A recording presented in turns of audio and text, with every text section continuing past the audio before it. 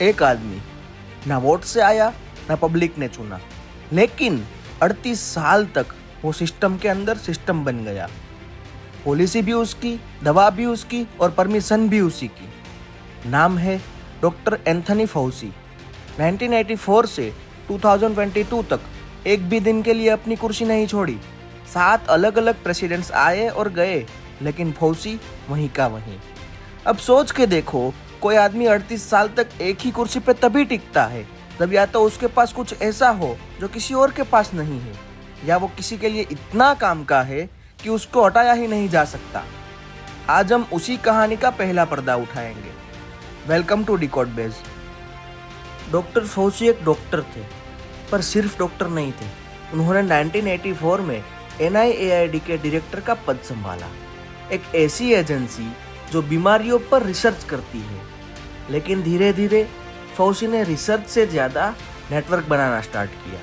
Pharma companies, politicians, media houses, सबके साथ उनका गेम जमता गया और देखते ही देखते वो बन गए सिस्टम के अंदर सिस्टम, जहाँ पॉलिसी भी वो बनाते थे, दवा भी वो अप्रूव करते थे, और अगर उनसे कोई सवाल करे तो उसे कॉन्स्पिरेसी थियरिस्ट बोल के साइड कर दिया जाता था। क्या आपको पता है, डॉक्टर फाउची सिर्फ दवाओं को अप्रूव नहीं करते थे, उन दवाओं पे उनका अपना हिस्सा भी होता था।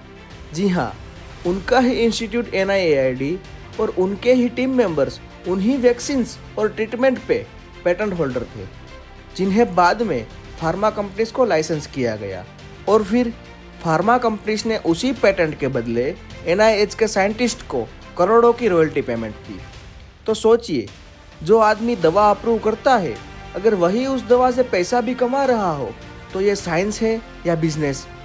फाउची ने कभी नहीं बताया कि उन्होंने कौन कौन से कंपनी से पैसा लिया, कौन सी दवाओं में उनका हिस्सा था और कौन सी अप्रूवल में उनकी कॉन्फ्लिक्ट ऑफ इंटरेस्ट थी। जब लोगों ने ये सवाल उठाया तो जवाब मिला, ये सब कॉन्फिडेंशियल है।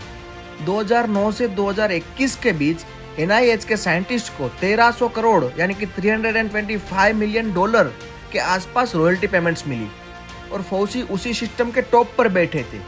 तो आप बताओ, ये हेल्थ सिस्टम है या पैसा कमाने की फैक्ट्री? और जब पूरी दुनिया लॉकडाउन में थी, ये लोग रॉयल्टी के नाम पे अपना एम्पायर बना रहे थे। अमेरिका जैसे देश में, जहां प्रेसिडेंट भी सिर्फ 4 से 8 साल का होता है, वहां एक डॉक्टर 38 साल तक क्यों नहीं हटा? क्योंकि फाउची सिर्फ एक डॉक्टर नहीं था, फाउची था सिस्टम का मोस्ट ट्रस्टेड डीलर।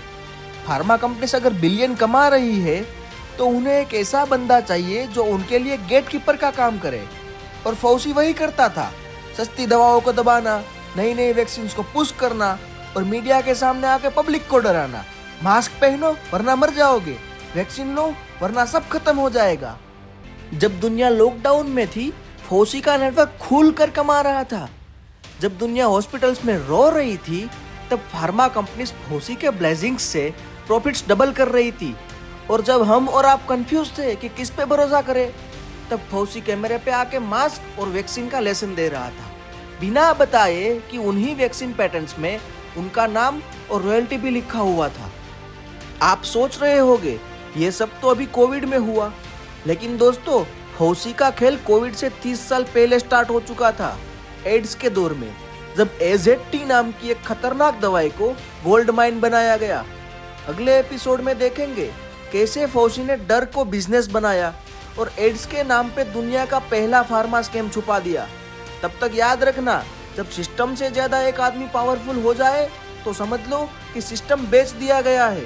वीडियो अच्छा लगा हो तो लाइक, कमेंट एंड शेयर करें, और ऐसे ही नए वीडियो देखने के लिए डिकोड बेज को सब्सक्राइब करें।